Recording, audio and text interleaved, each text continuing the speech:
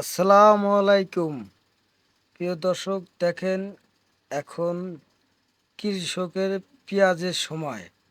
তো পেঁয়াজের এখন ক্ষেত চতুর সাইড দিয়ে দেখেন পেঁয়াজের আবাদ। এখানে পেঁয়াজের ভান্ডার বললেও চলে। এটা নগরকান্দা থানা, দামদর্দি গ্রাম। তো আমাদের মাঝে এক কৃষক আছে, তার নাম হলো উজির শেখ। তো সে কি বলবে তার মুখের থেকে এখন আমরা শুনবো। ধৈর্য ধরে দেখি সে কি বলে।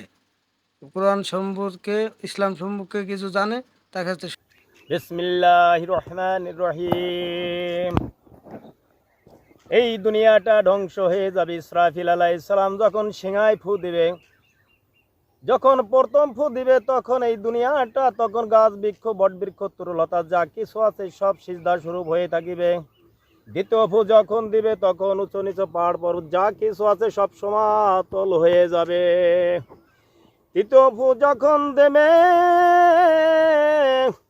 তখন বট বৃক্ষ তরুলতা পাহাড় পর্বত যা কিছু আছে সব ঢেউ পরিণত হয়ে যাবে, আসমানের সাথে জমিনের সাথে মিশে যাবে, শুধু খালি থাকবে ঢেউ আর ঢেউ।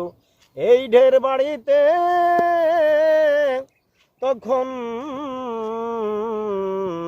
কে কখন কোখানে যাবে কোনো দিশাহারা থাকবে না। দরদের মা বলো, ভাই বলো, বোন বলো, আত্মীয় স্বজন বন্ধু বান্ধব বলো, যা বলো, কেউ তখন তাদের পাশে কেউ তখন থাকবে না। কচুরির পানার মতো সবকিছুই তো ধ্বংস হয়ে যাবে। আল্লাহ পাক রব্বুল আলামিন বলবে ফেরেশতাকে, ও ফেরেশতা তুমি যাও যাও, সবকিছুই তো ধ্বংস হয়ে গেল। ওই যে কচুরির পানার মতো দুটো জিনিস ভাসতেছে, ওই দুটো জিনিস কি দেখে আসো। ফেরেশতা যাই দেখে আসবে, কচুরির পানার মতো ভাসতেছে, একটি হলো মসজিদ ঘর, একটি হলো মাদ্রাসা।